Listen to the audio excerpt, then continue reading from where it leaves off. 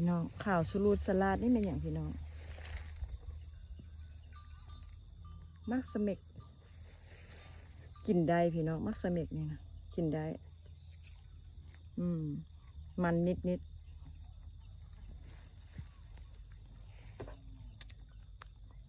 ออกมันพี่น้องตอนข้าพเจ้ายังน้อยนี่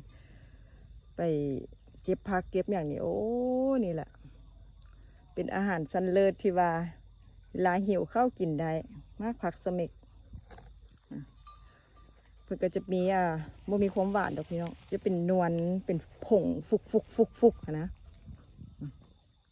เป็นแท้เป็นหวานพี่น้องมากผักสเมก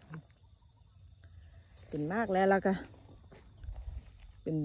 ยอดแตกใหม่แล้วปะนี้นะพี่น้องข้าวจันทร์พานเต็มต้นงามก็งาม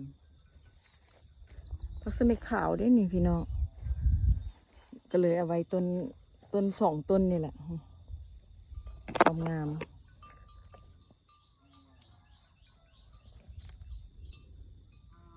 เป็นหลายมากง่ายเป็นพัวอยู่พี่น้องเดี๋ยวน้อยแล้วเพิ่นก็รุ่นแล้วก็เป็นแกนเป็นอะไรทำไมติดอยู่พื้นติดแล้วก็เป็นยอดไม้แล้วแบบนี้เห็นไหมเป็นก้อนอยู่มักผักสเมกยินก็เป็นฟองสิดิพี่น้องเป็นฟองแบบนี้แหละมีนวลนิด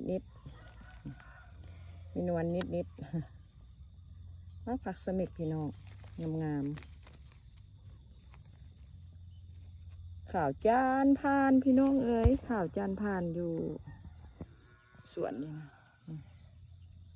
ลายเป็นลาย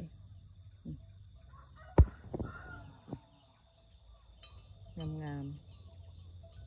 ผักสเมกขาวผักสเมกแดงมี2 ชนิดพี่น้องข้าพเจ้าเห็นแล้วโอ้ยเป็นตาแพงเป็นตาสอนเป็นก้อนอยู่ย่างไปย่างมาเด็ดอมไว้